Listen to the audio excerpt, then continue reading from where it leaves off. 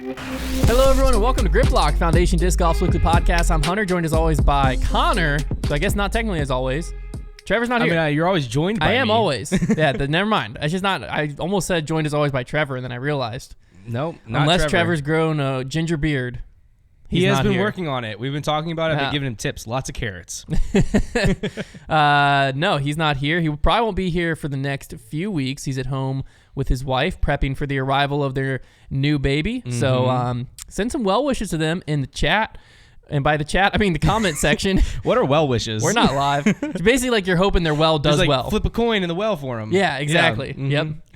We're going to kick it off with a little Patreon question of the week. We have the All-Star Weekend to recap everything that went down there. We're going to do a little Trevor's trivia, but I'll do it.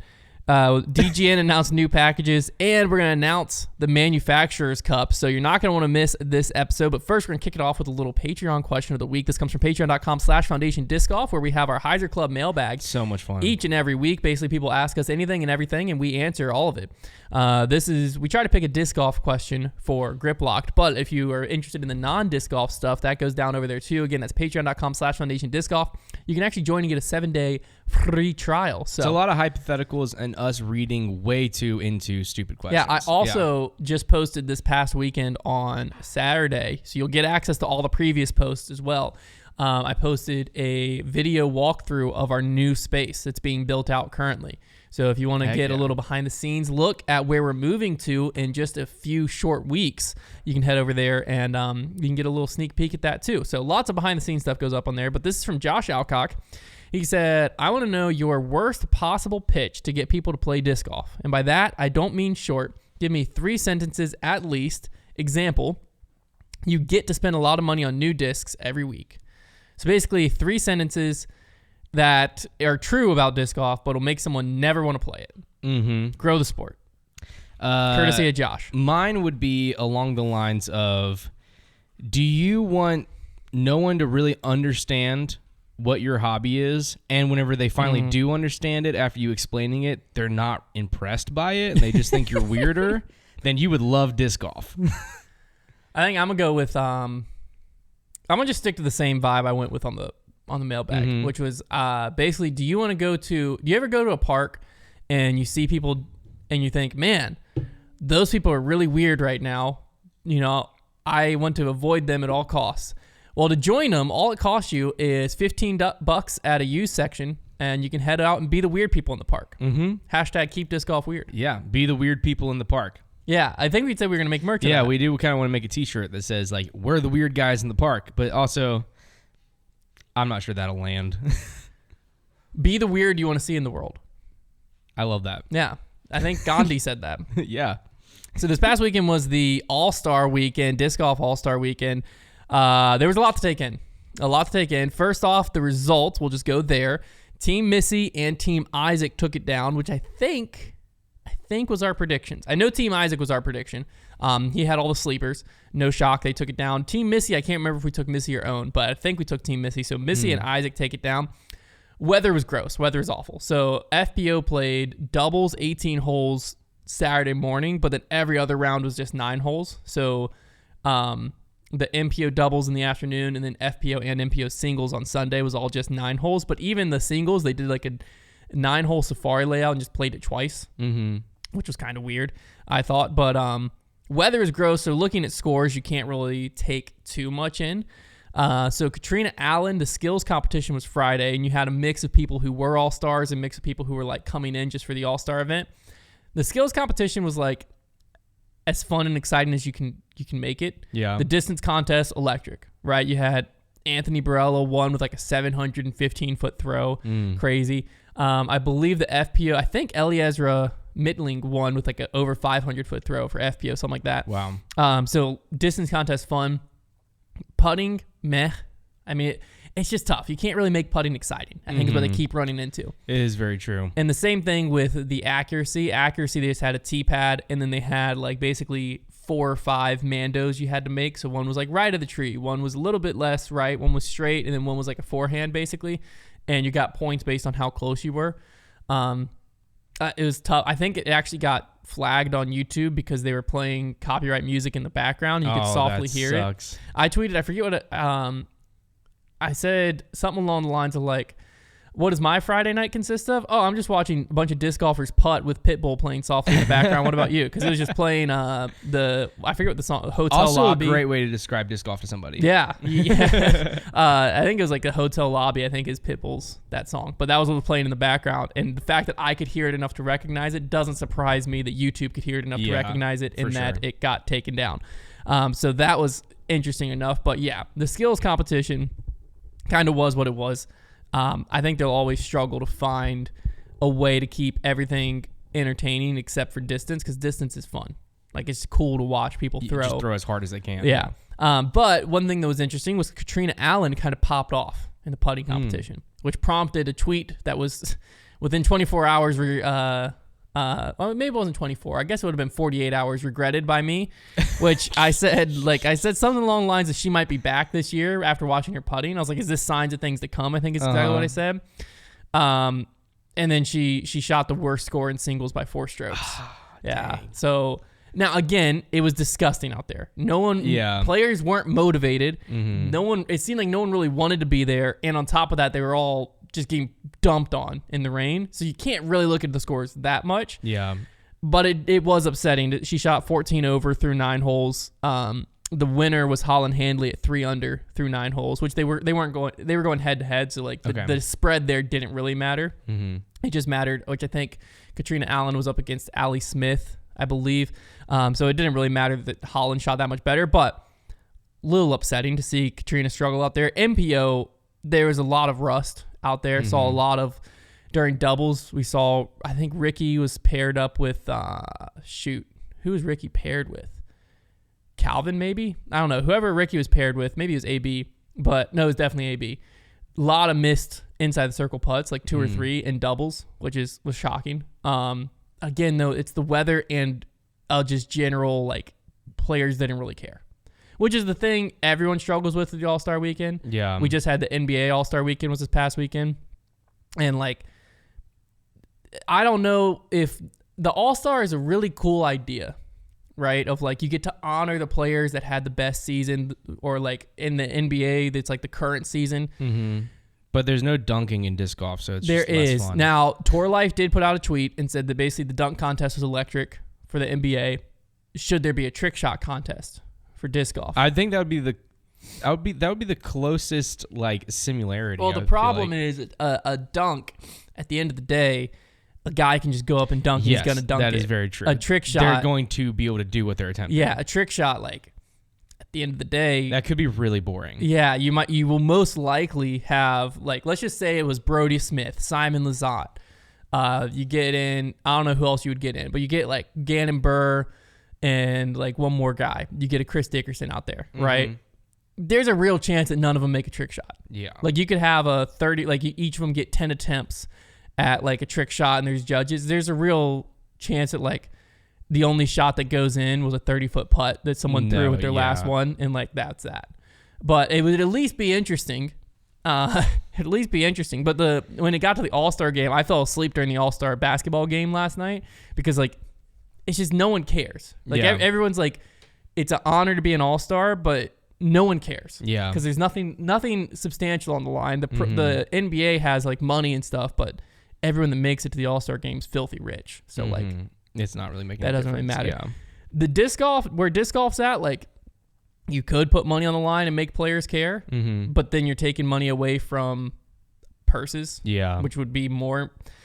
So I kind of walked away from this weekend like, why does the All-Star weekend exist? Because, like, it was just like, it took what was a really, like, I'm super excited, and we'll get into some of the other stuff that went on as far as, like, coverage and stuff, but, like, I think it was the mixture of the rain and weather, and then just kind of the, like, lack of care from players, which I think a lot of it had to do with, like, we wouldn't be practicing today because of how nasty it is out, yet we have to come play for something that none of us super care about. Yeah.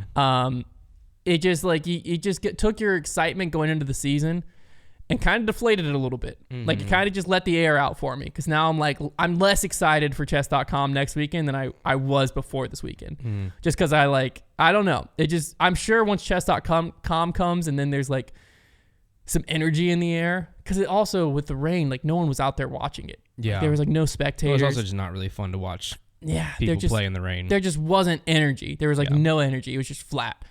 And so it was just kind of a letdown of a weekend. There's just like some things that disc golf does where they know that other sports do it, so they try to do it, and it just doesn't quite translate to disc golf. And I would say that this is probably one of them. I think what we should do is drop the name All-Star. And just, if you want to have a kickoff event and you want to honor the best players of last year, two good things, then let's just do a match play bracket. And like the top 10 or 12 people come in, right? Maybe you do the same fan vote, so you have like the top 4 and then the next 4 are fan voted. You rank them 1 through 8, and then number 1 plays 8, 2 plays whatever, and you go down like that, and it's just a match play bracket. It's just a one-day exhibition thing, and I would just do it the day before the chess.com, like the kickoff tournament. So and that's perfect because if you do match play, you get all the things that they're trying to put in the All-Star event. You're going to get people throwing crushes because they're trying to get closer to a hole than they typically would because they're just trying to win the hole. You're going to get people throwing trick shots because their score doesn't matter. It's match play. And you're going to get people trying to make crazy putts. Well, that's the other thing I don't understand here is like they put people head to head. So like your score only matters against the other person you're playing against, but then they have them keep score instead of just doing match play. Yeah. Like they have it be a match play environment, but then they're like your score matters. Yeah. Which it got exciting because hole 9 was a like multiple stroke swing hole. It's a very tough hole. But match play does bring in a little bit more of the all-starness where like all-star game last night, for instance, you had Damian Lillard just pulling up from half court for no reason because it's the all-star game. Yeah. He hit him. Electric. Now it's all over social media. That's a very fun moment, right?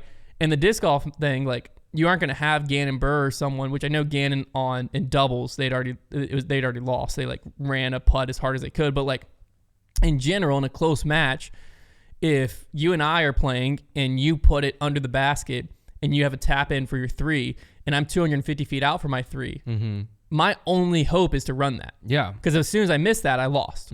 So like you bring in that like more electric running and energizing thing that at least creates a highlight environment. So I would like to see it be match play, but like. And also it sounds like it's not as much of a time commitment as for the players. So I feel like it'd be easier for them to get into. That's what, to me, if you do it, like I said, maybe the day before the event and it's just a 1-round match play bracket where, you go through and it's like a 6-hole matches. So, you have everyone and everyone would play with 8 people. You'd go 8 down to 4, down to 2. So 6, 12, 18 holes would be it. So yeah, 1 round. And then boom, you're done. You have the match play champion going into the year. If you want to call it the all-star champion, great. And there you go. It gives you still the opportunity to test stuff because in my opinion, I think that's why the All-Star Weekend exists, is so DGN can get all their kinks out. Yeah. And boy, were there a lot of them this weekend. So they were struggling with, I would assume a lot of it came from this new, they like transitioned the back end, what they're hosting everything on. The app, I'll say, looks better. When I went on my TV, before you were forced to type in on your TV, like I was forced to type in my email, type in. Now I can actually do the login on my phone. Huge plus. I just type in the code. That was something that existed on pretty much every other TV app, so I'm very happy that now exists on DGN. It was also seamless, I think is where I was trying to say. They're streamlined for me to... It's streamless. There was no stream. There was no stream. Yeah. Well, that was a different problem. When like you can only have 2 devices signed in at once. And before, what would happen is like you would sign in, you have too many to sign in, so you had to sign all of your devices out and then re-sign it. Ticked me off every time. Now I can go on my phone and I can see what's signed in and I can remove one. So like for instance, I was signed in on my phone and I was watching it I was watching the coverage in our bedroom while I was putting laundry away while my son was napping. Finished putting laundry away, wanted to go watch it in the living room. So I turned my TV off, walk out into the living room, sit on the couch, turn that TV on, and it's already signed in. And it's like, you can't play this because too many devices are signed in. And I was like, oh my gosh, I have to log it all out. But then it just said, pull up on your phone and remove a device. So I was like, oh, nice. So I pulled up my phone, removed my TV in my bedroom. Boom, it works on my living room TV. That's awesome. So that was like, there was a lot of like benefits I saw that were happening. But the only problem I personally had was Saturday morning was supposed to start at like I think it was 8:30. But the stream on DGN was scheduled for 9:30. So I tried watching it at like 9ish. I turned it on and I couldn't get any coverage. Even though people were like talking about it, I couldn't get any coverage. So I was like, this is frustrating. So I tweeted a picture. A lot of people were having the same problem. For me, it just started working at 9:30. Like when that 9:30 point hit, it started working. It never stopped. And it worked the rest of the weekend. I didn't have any buffering issues. I didn't have any. It didn't kick me off. The quality was fine. As good as you'd expect it to be. It was frustrating how the weather was gross, but like that wasn't. They couldn't control that. Yeah. A lot of other people did not have the same experience as I did. There was a lot of people tweeting just ticked off because like every few minutes they would buffer and it would kick them off. There's people that like couldn't watch anything. There was people that paid for access to certain stuff that like didn't get it. And so there was a lot of angry people on Twitter, which rightfully so if what they're saying is true. The tough part is like that wasn't my experience this weekend. So like I had one problem. I tweeted about it. They kind of told me how to fix it, but it kind of fixed itself. And then I was golden the rest of the way. So again, I don't think it is a huge deal as long as it's fixed next weekend. Yeah. Because I don't think anyone's really paying. Maybe some of you are at home, but in my opinion, no one's really paying the DGN subscription to watch the All-Star event. Yeah. If you were, I'm sorry. But next weekend is like, you got to have your crap together. So I think that's the whole reason this All-Star weekend exists, is so that they can try to get all these kinks out to a much smaller audience.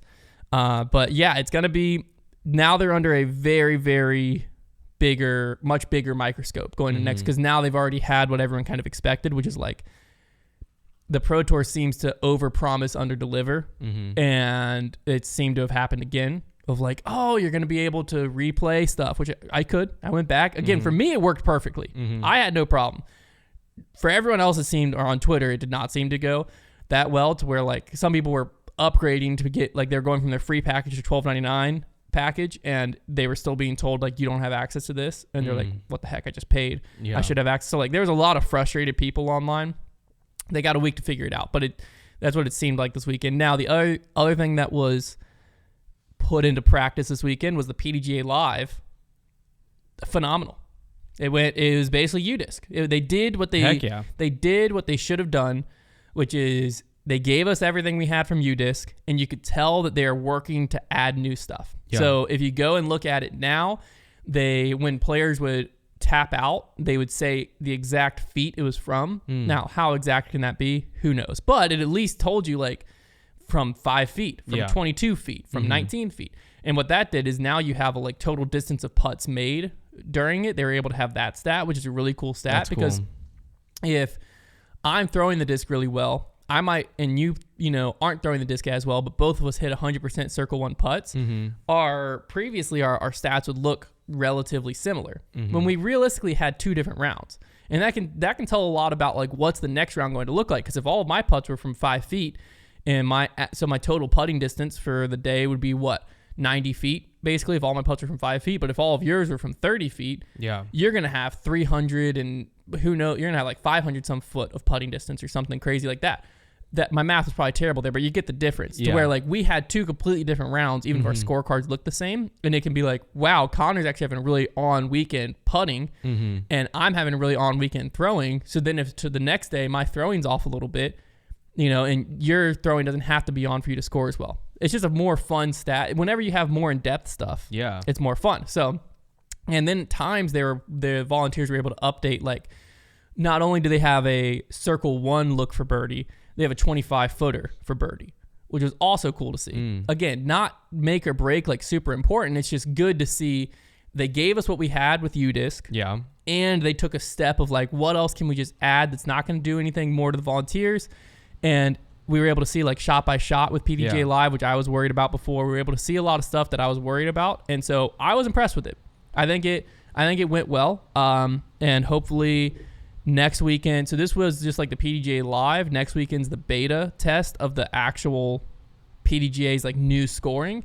So hopefully next weekend it works just as well as it did this weekend. But overall, DGN slipped a little bit.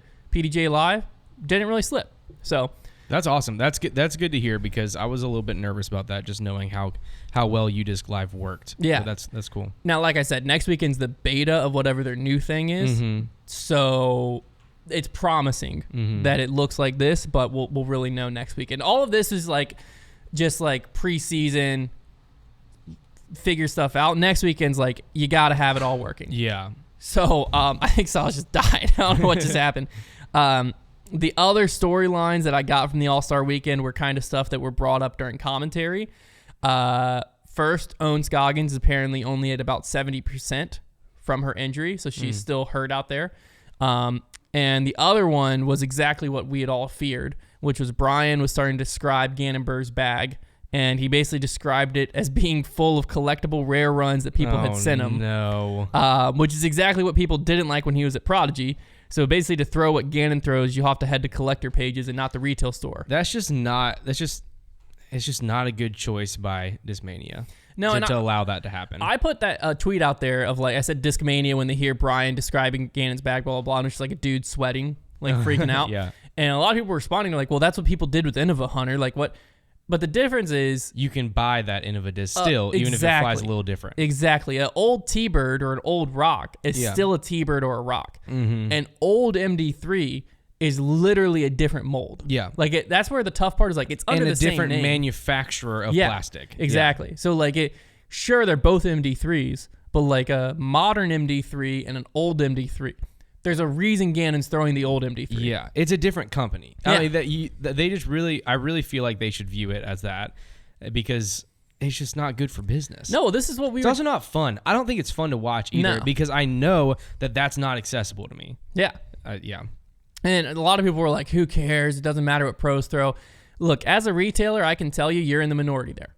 When we see a pro drop a new disc that they actually bag and they're the ones hyping, i.e., Simon Lizotte time-lapse, Simon Lizotte pixel, right? Paul Macbeth, Zeus, Luna's, Paige's Passion. Like when a pro, because like you can even see, let's look at Paul's line, right? Paul, when the Zeus came out, he like hyped it up a bunch. It was in his bag. The Luna, same thing. The Hades was marketed as like, hey, I'm not really going to throw it.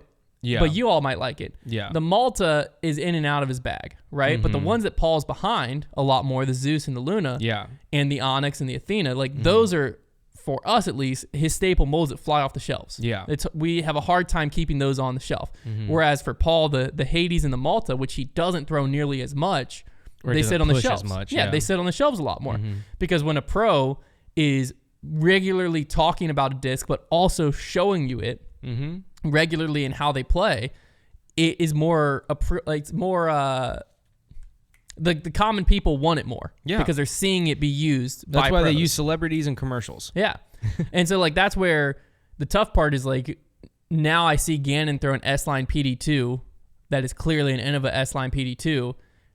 That makes me want an Elixir from Innova. That doesn't make me want a PD2. Well, and to go with what you're saying as well with we want what the pros are throwing. It's also because who are the people who are the best at this game and therefore probably know which discs are the best to throw because they're competing at a high level with them? Probably the pros. Yeah. Like the pros know more about which discs are flying nice than I do. Yeah. And so it makes me think if they really love a disc and really love the flight of the disc, even if I know it's not going to fly the same way for me, I can trust that that's a good disc because this pro is winning with it or they're enjoying it while they're on tour. And so it's a good reason to buy a disc because obviously probably if they make a disc or they are sponsored by a company that makes a disc and they actually throw it, then you know it's good. And with Gannon, unfortunately, and if you don't see this, I think it's blatantly obvious. He doesn't think the new discs are good enough. Yeah. That's what that means. That's the message he sends. That's 100% what he's saying. And so that's the big problem is that they just sponsored a player who's saying the discs you're making aren't good enough. Yeah. So I'm going to throw another company that says your name on it. Yeah. And I think that's just a bad move. To me, again, it's Discmania's fault. And also makes me trust Discmania's new discs way less because Gannon won't even throw them. Yeah. And then to me, that should be rule number one in contracts. If you're Discmania to me, is you don't throw the Innova made stuff. Yeah. If it's Innova made, it's not Discmania. That's a fact now. Yeah. Like it might have the Discmania logo, and I get that's where they are coming from. But like I was saying on debate night, right? Discmania now has a chance where Eagle McMahon was the last like figurehead of the old Discmania. Yeah. You had Simon Eagle, like back in the day, you had Simon Eagle, Avery Jenkins, Paul Macbeth, Eric Oakley, Nate Sexton. They were all throwing Discmania. Mm-hmm. None of them are now. Right? Eagle was the last one of those chips to fall, which Eric Oakley might still have some in his bag because he's open bag sponsored. Mm-hmm. And Avery Jenkins throws Discmania, but he's not on tour. Mm-hmm. So Eagle McMahon was the last like face of it, right? Yeah. Because Simon's gone. When Eagle left, to me, you now have this new young core that is like Kyle Klein, sure, has like transitioned with Discmania, but he is just now becoming super relevant. Yeah. You now have Gavin Babcock, Alden Harris, Gannon Burr. Nicholas Antela. You have all these guys now who you have a chance to rebrand, not genuinely like change your logo, but to rebrand how people perceive Discmania and have all of them back this new plastic. So instead of everyone thinking of Discmania and thinking of the glory days, you can make this the glory days now. Yeah. The key there is they all have to buy into the current brand and they all have to buy into the new plastic. And by the way, obviously I haven't seen Gannon's bag, but by the way, Brian was describing it on live coverage. It doesn't seem like that's happening with Gannon. Yeah. And to me, that means if I'm Discmania, I'm now stuck in this where everyone's going to be thinking the best Discmania plastic's behind us. Mm-hmm. That's not good if you're trying to grow a brand. Yeah. The best Discmania plastic needs to be ahead of us. Yeah. If you want everyone excited to throw your plastic. So I think the reason I don't know. I think the reason why I get so passionate about it and why it bothers me so much is because historically, I am such a Discmania fan. Yeah. I like my bag was majority Discmania back in the day whenever it was Innova Discmania. And I love Discmania. I love the brand. I love their marketing. I feel like it was just really clean, made you feel cool whenever you took a Discmania disc out just because it was like simple and sleek. And I loved all their players, everything.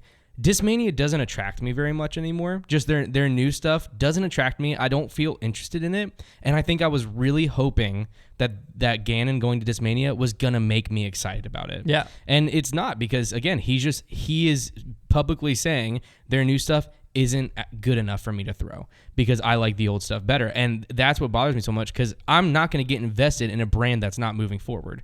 And ironically, it looks like the company that's reinventing their game the least is Discmania. Yeah.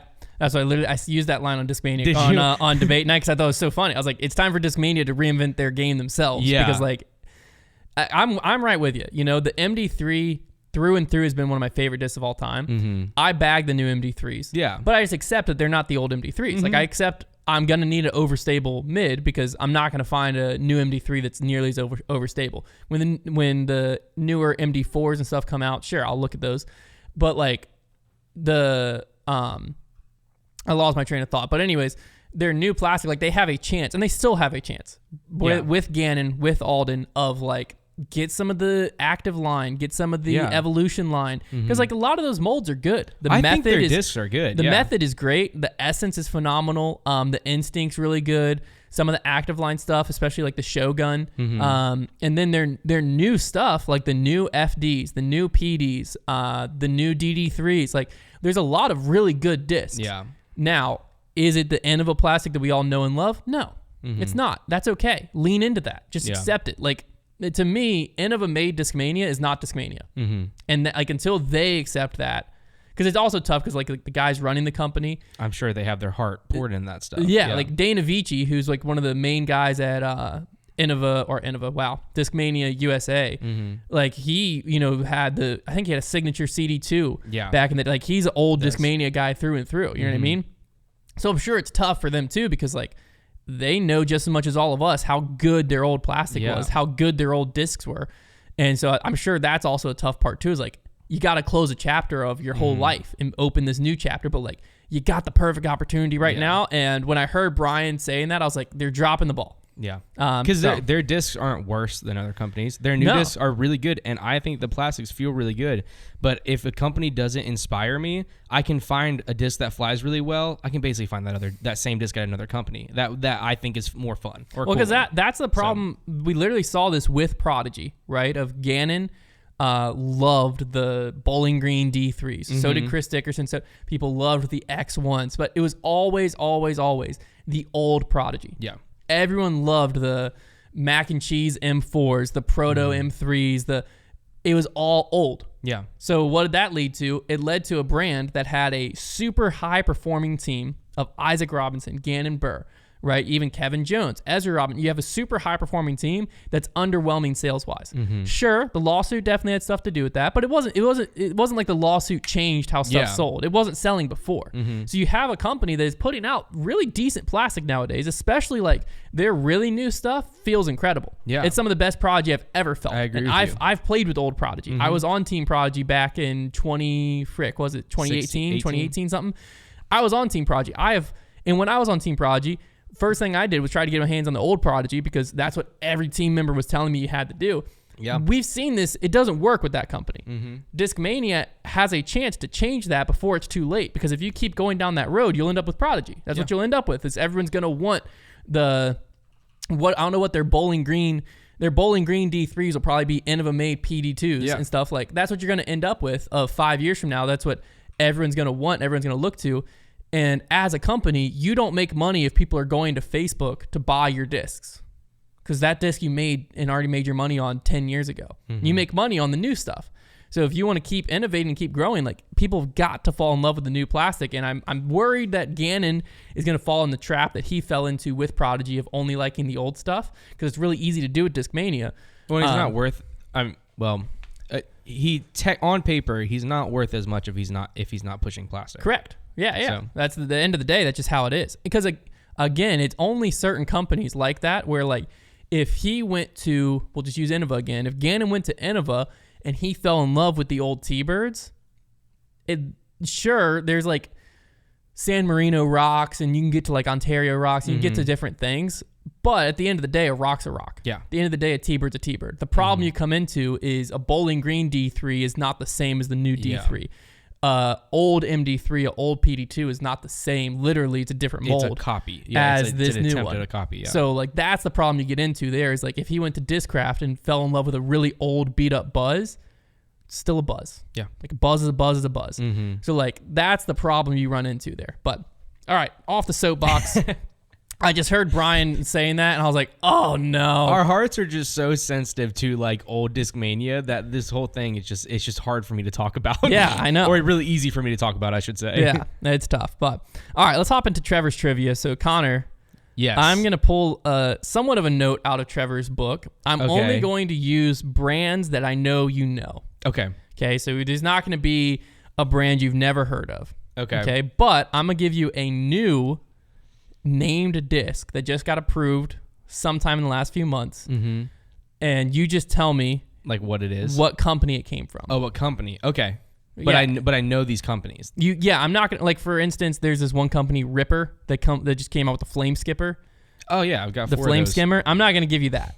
Okay. All right. That way, they're also, side note, when I looked at this, Stokely discs just got 2 discs approved. Don't know if that's tied to Scott Stokely. It's got surely. He got the Cardinal and the Wren approved. So I don't know if Scott Stokely's getting into the disc game, but I think we need to just need to claim it. Say breaking news right now. Yeah, Scott Stokely into the disc game. Yeah. Either that or his brother or someone has started Stokely discs. No, I have no idea. It's got to be Scott. I tried going on his social media, and like I can't find anything. Can't find his social media. No, his social media's gone. No, I just can't find anything about Stokely discs. So who knows? Maybe There'll probably be an announcement that comes out after this. But yeah.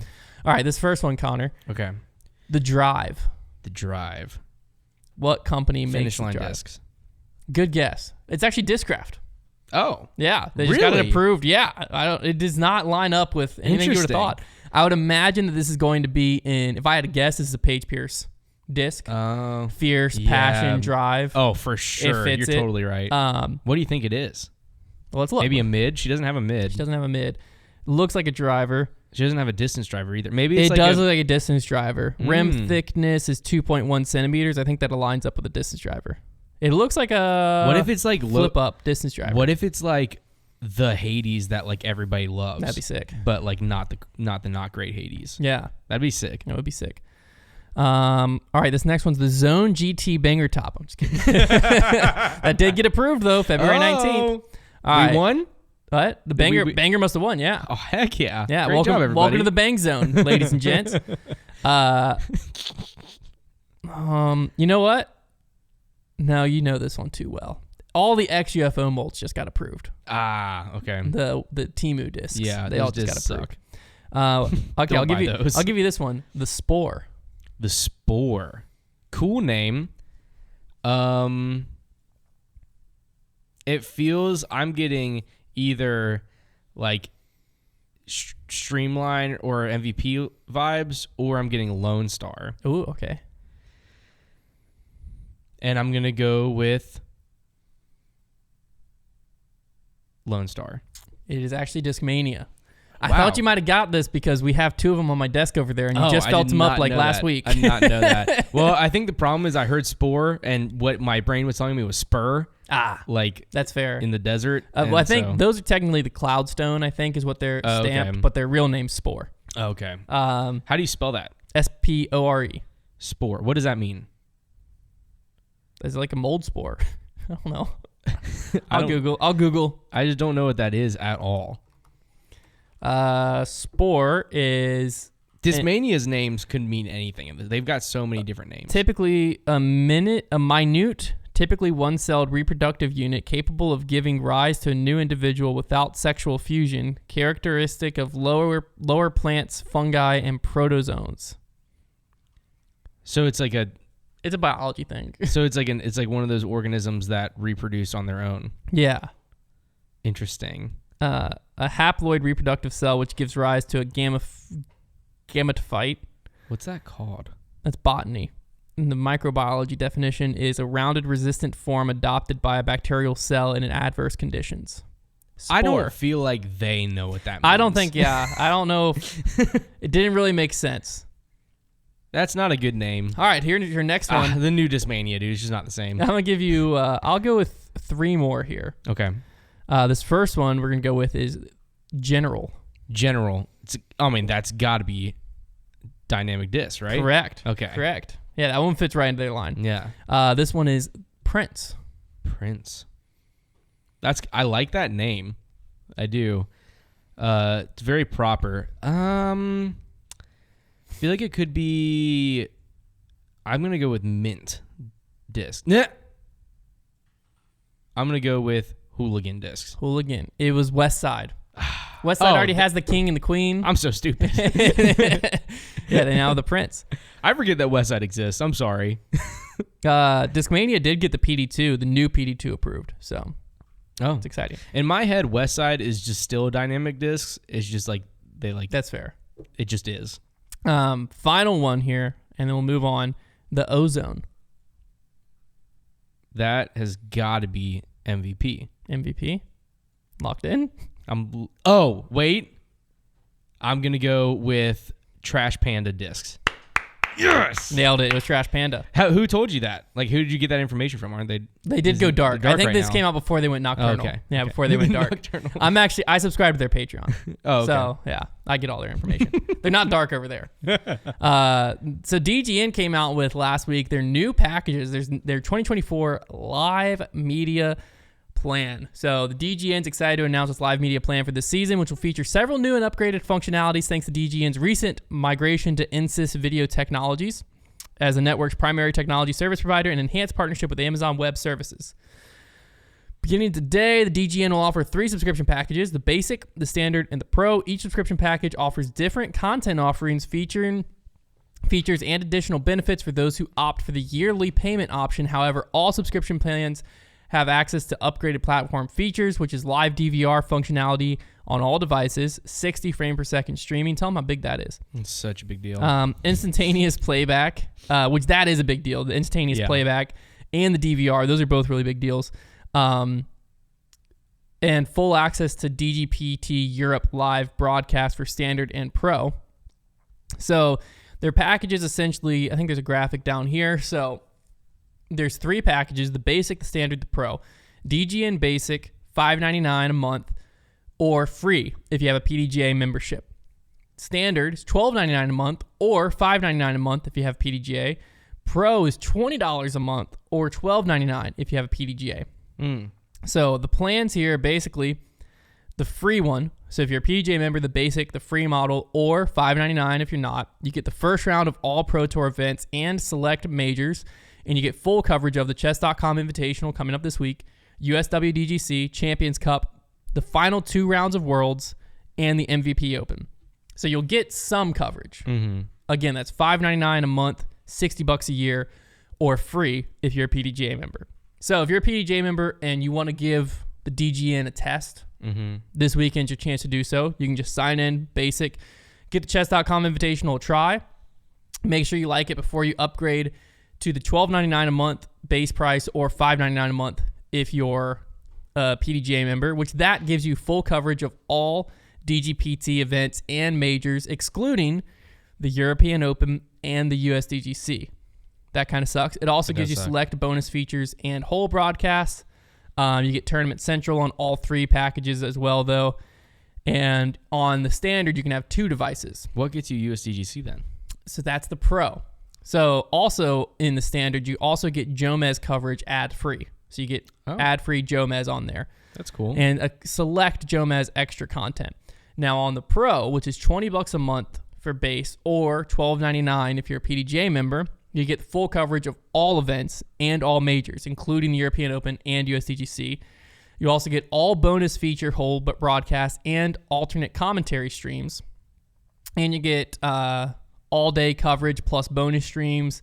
You can have 3 devices. You get Jomez extra content, Jomez ad-free, and you get ad-free live coverage round 1 only. Now, what they showed during when we cut to commercials, I don't know. Maybe, I don't know. That's a good point. But hey, you get ad-free. It's just commercials for the PGA. Yeah, it's just, that's all it is. And you get their monthly newsletter, an exclusive monthly newsletter, and 2 free general admission tickets to a DGPT event if you have the Pro. That's kind of fun. Which I think the Pro, that's the yearly benefits. If you have a yearly, you get 2 free tickets to a Pro Tour event. So that's cool.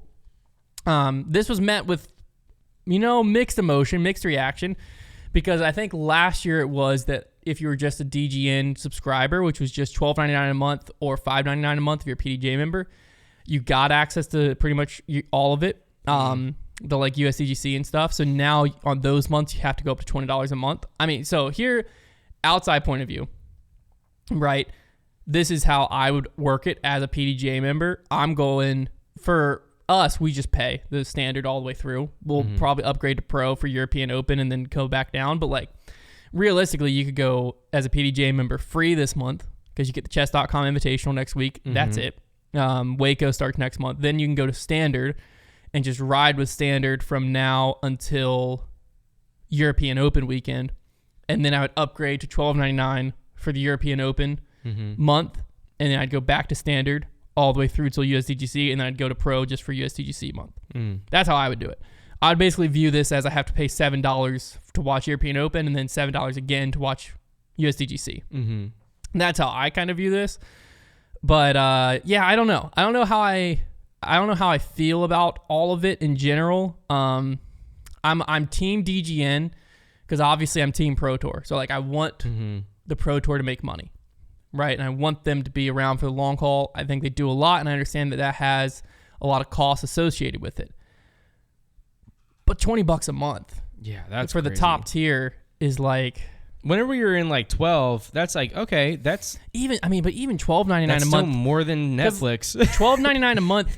If you're, like, let's just assume the majority of people that we want to watch disc golf, right? There's millions of disc golfers, literally. UDisc has that data. There's millions of people that play disc golf, okay? There's not millions of PDGA members. Yeah. So let's just wipe the PDGA price from our mind, okay? Because that's asking people to pay $50 a year. So let's wipe that from our mind. It's wiped.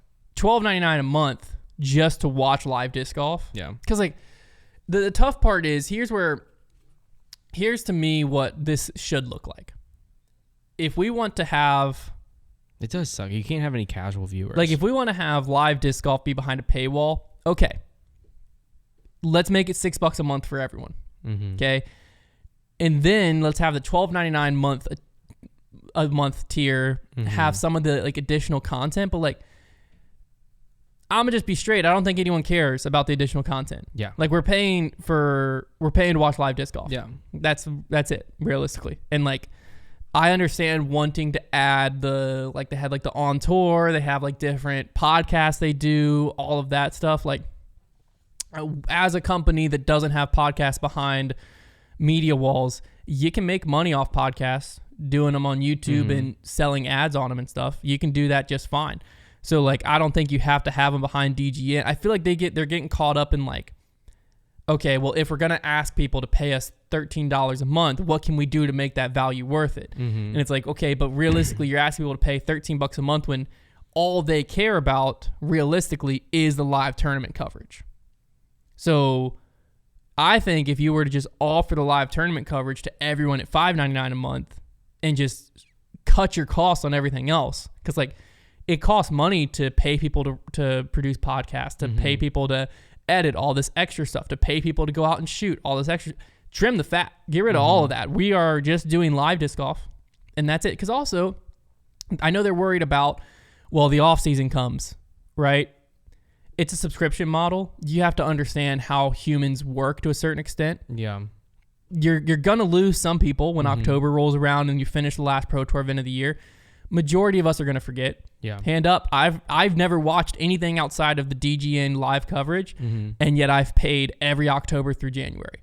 Why? Because like if I'm paying as a PDGA member $5.99 a month, yes, is it technically worth my time to go do it? Absolutely.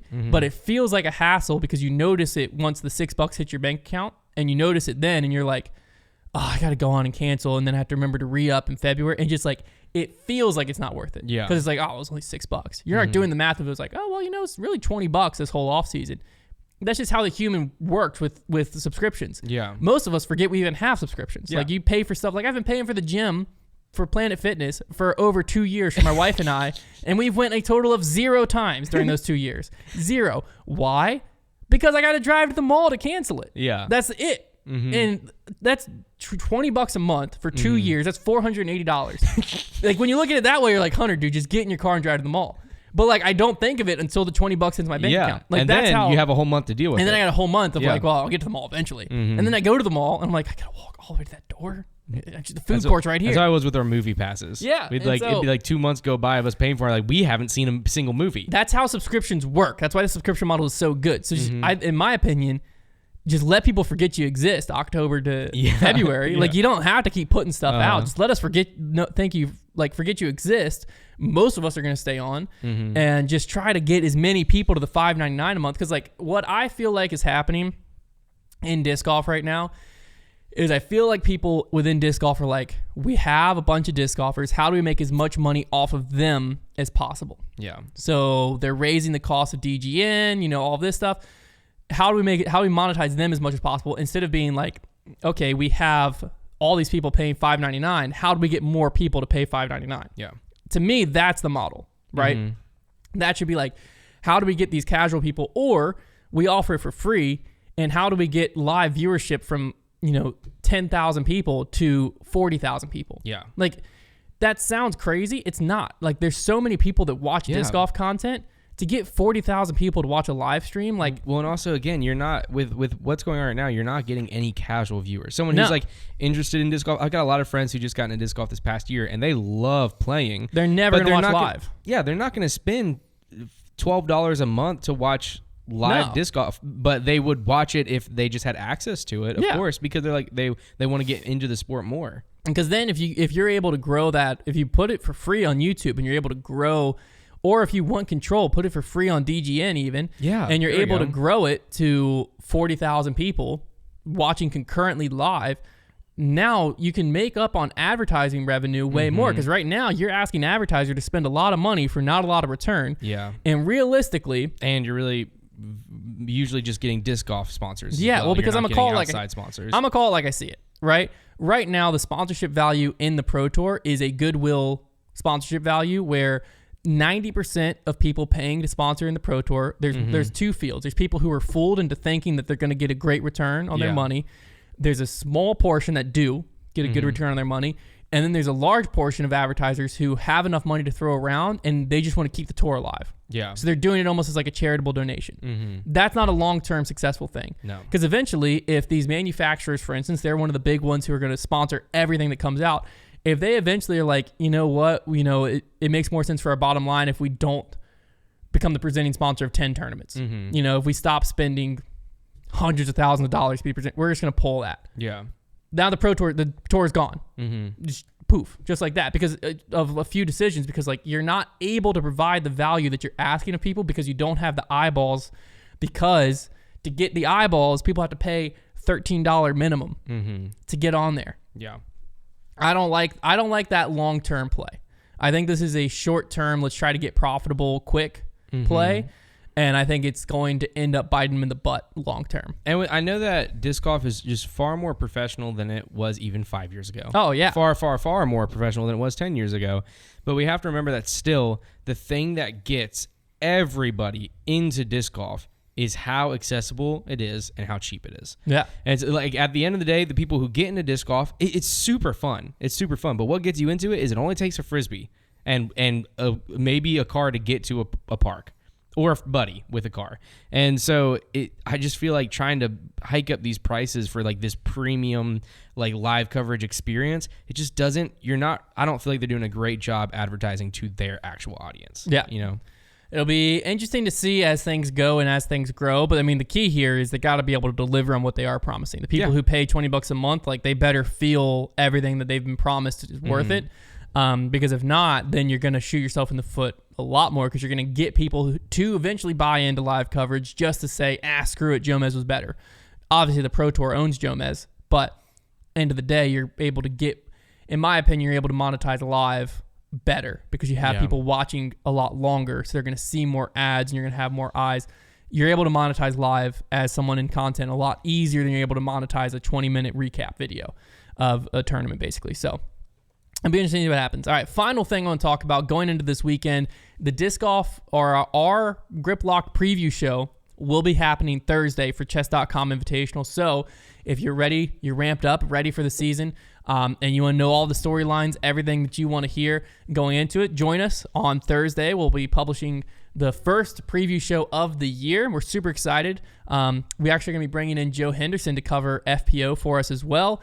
We're super excited for the start of the season. It's going to be very fun. We're going to do that for every Pro Tour event and major all throughout the year. So be sure to stay tuned for that. But another thing we're going to be tracking now that the season's coming, we're going to finally do it. We're going to bite the bullet. I used to hate it. I kind of like it now. I'm team, maybe disc golf needs this. So we're going to track it. I like the open mind, Hunter. I don't even know what you're going to say. The Manufacturers Cup. Oh, yes. We're going to do it. So what we're going to do for this first season of it with Grip Locked is we're just going to straight up steal the Formula One points. So Formula One has the Constructors Championship, the Constructors of the Car Championship. We're going to have the Manufacturers Cup, the Manufacturers of the Disc Cup. So we're just going to take their model. And so how they work is basically the top 10 places, top 10 finishers, driver-wise for them, earn points towards their individual standing and towards the Constructors Cup. We're just doing it towards the Manufacturers Cup. So basically, the top 10 finishers in MPO, we're only going to do MPO this year just to see how it works. Top 10 finishers in MPO earn points for their sponsor. Then the end of the year, sponsor with the most points wins. That's simple. So first place is going to get 25 points. Second place gets 18. Third place gets 15. Fourth place gets 12. Fifth place gets 10. Sixth place gets 8. Seventh gets 6. Eighth gets 4. Ninth gets 2. 10th gets 1. That's how it works. Love it. So if Discraft comes in first, second, third, they get 25 plus 18 plus 15, which all of the math wizards in the room already know that's 58 points. I did math. I'm proud of that one. Wow. But that's how it works. So you're like a triple S wizard. Yeah. Super stupid soft. I'm trying to get to that quadruple S. Yeah. Super stupid silly soft. But that's how it's going to work. So we're going to track that this year. I know people have tracked it in disc golf before.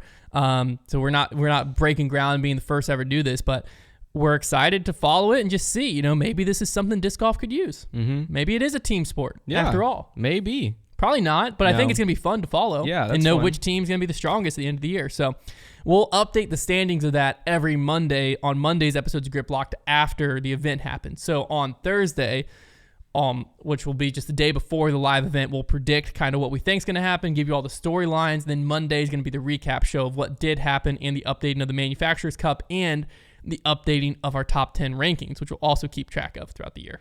Do you mind if I give another answer to the Patreon question of the week? Yes.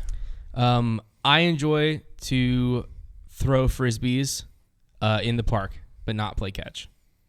So I like to play fetch with myself in the park with a Frisbee, and I pay $21 a month to watch other people play fetch with themselves in the park. There you go. Nice. You want to join Konner? Welcome to Disc Golf. All right, it's time for Silas's selection. Wrap up the show. Is that this right here? That's the top box there. What disc you think's in there, Con?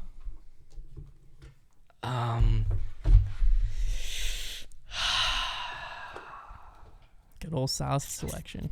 I think it's a trilogy disc this week. Okay. You had to name the disc. I know. Can't just...